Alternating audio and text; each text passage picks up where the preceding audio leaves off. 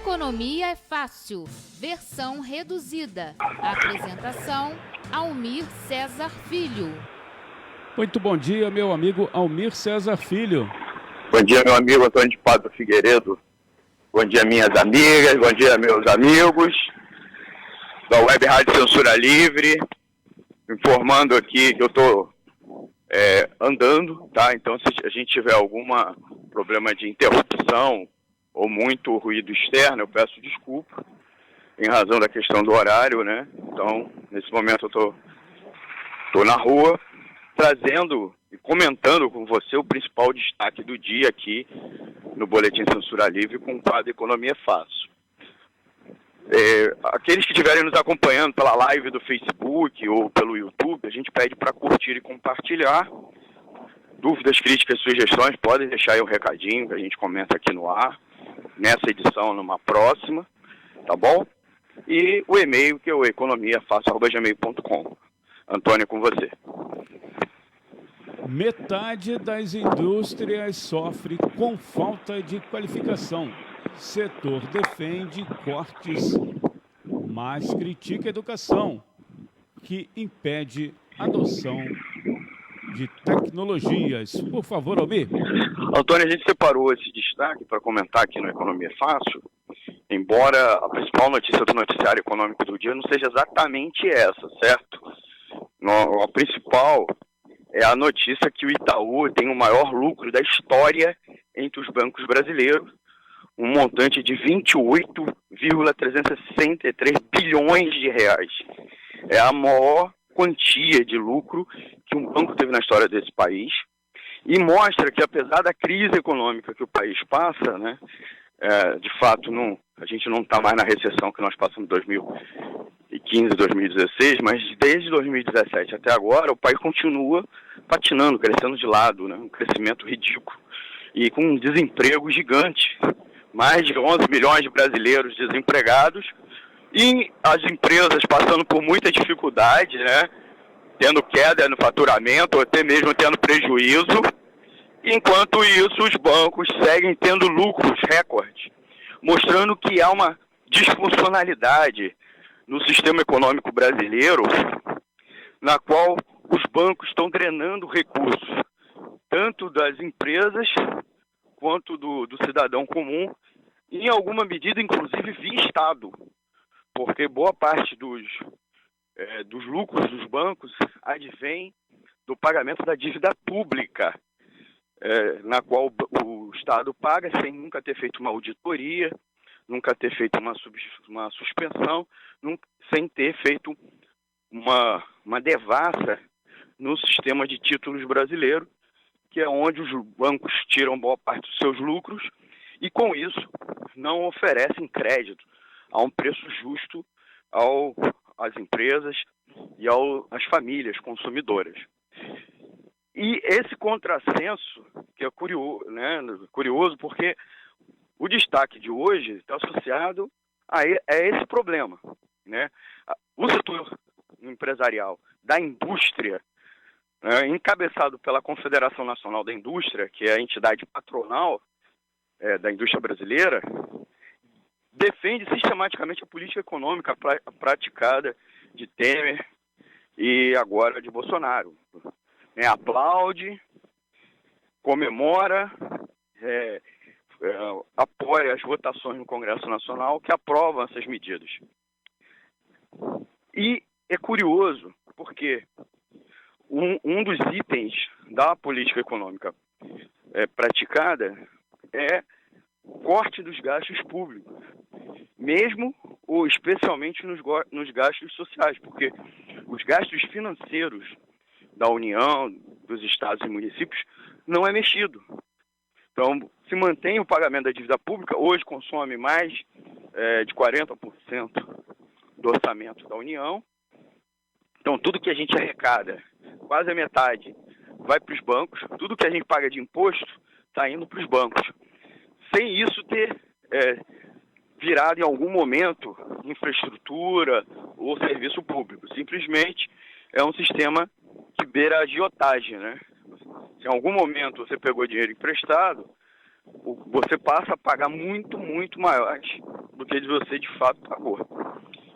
E o resultado é o que a gente está vendo, um país com serviços públicos paralisados, uma fila do INSS de quase 2 milhões de pessoas, alguns falam até 6 milhões, se você incluir os segurados do INSS. Por sua vez, também a gente está com uma fila de mais de 1 milhão de famílias aguardando qualquer posição no Bolsa Família. Então, são pessoas na total penúria, passando praticamente fome, e que teriam direito a receber essa ajuda e não recebem. Enquanto isso, vários órgãos públicos não têm dinheiro nem para pagar conta de água e luz,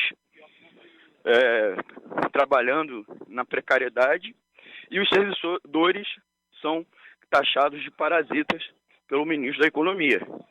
Servidores esses que praticamente tocam o Estado brasileiro na base da vocação, na base da dedicação, porque boa parte dos servidores públicos, 80% deles,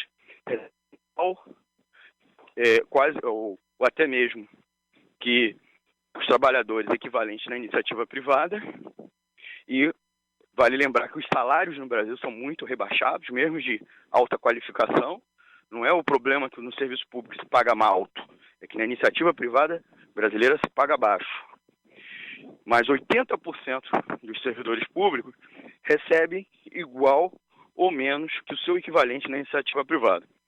Apesar disso, são taxados de parasitas e que incham a máquina do Estado, que é mentira, porque boa parte do gasto público não é com o servidor público, da União particularmente, e nos últimos anos vem reduzindo, inclusive, porque servidores vêm se aposentando, vêm saindo, não há reposição via concurso, etc., apesar dos serviços, do atendimento à população cada vez aumentar mais, porque a população naturalmente está aumentando, se aprovou, pós-Constituição de 1988, muitos direitos.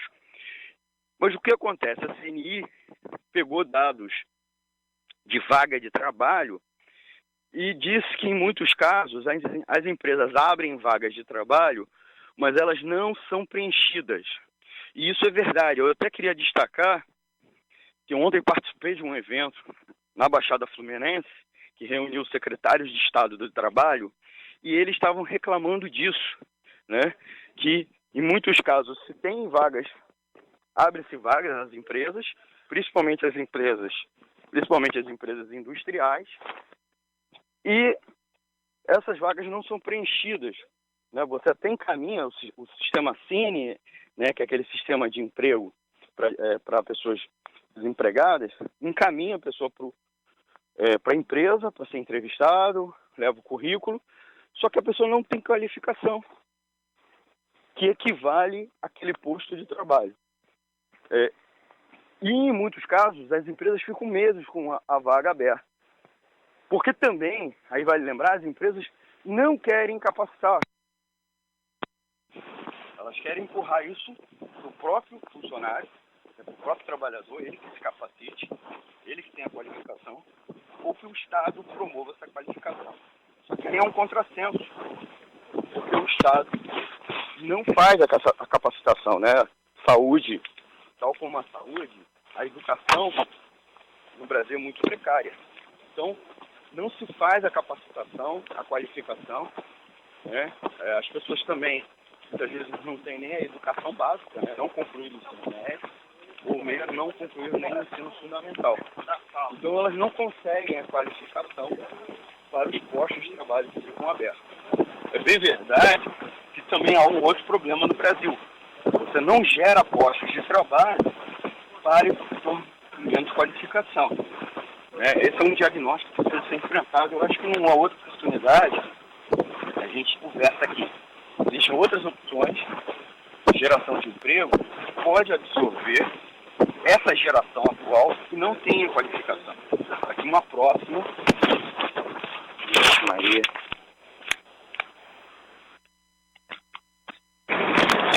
Tivemos uma interrupção aí.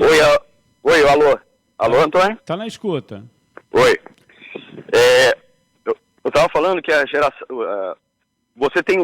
haveria outras possibilidades de geração de vagas de trabalho para resolver o problema dos trabalhadores sem qualificação. principalmente essa geração atual, que não tem a qualificação. Mas, como foco, o que fazer com essas vagas que exigem qualificação e não tem educação para esses trabalhadores? Então, a mesma CNI que defende a política de corte de gasto público permanentemente, defendeu o teto plantado por Temer, a PEC, que implantou o congelamento dos gastos públicos. E agora, a CNI, que concordou com o envio do projeto de emenda constitucional por Paulo Guedes, ministro da Economia, que corta gastos e corta os fundos constitucionais, a chamada PEC emergencial, também pretende cortar o salário dos servidores públicos em pelo menos 25%, essa mesma CNI é uma CNI que reclama da falta, da baixa educação que o Brasil tem. Então, esse setor empresarial é um setor empresarial suicida, ao meu ver.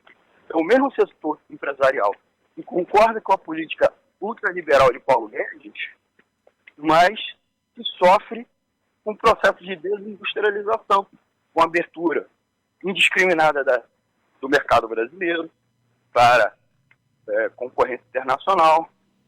É o mesmo setor empresarial que sofre com a política de juros dos bancos. O que acontece é que eles preferem estabelecer uma aliança entre eles, os grandes empresários, com a promessa vaga de algum momento o governo fazer investimento e melhorar o clima de negócio e talvez esses empresários acreditam que vão receber aportes de investidores internacionais, do que defender o Estado de Direito, defender os serviços públicos.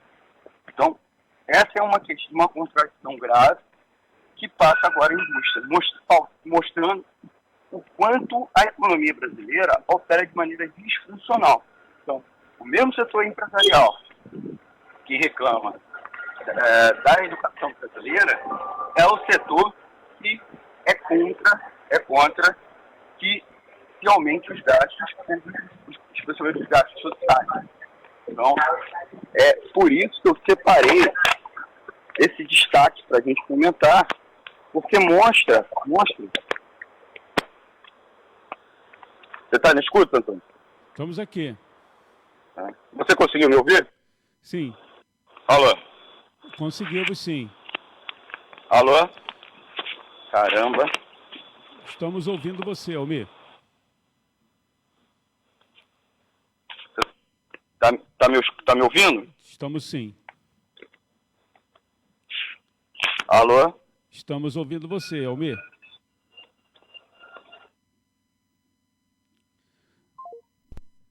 Vamos tentar refazer aqui a ligação com o Almir Cesar Filho, para ele concluir o raciocínio aí em relação a essa importante participação do nosso amigo Almir Cesar Filho. Alô? Almir, você está ao vivo. Pior que eu não estou ouvindo. Estamos ouvindo você bem.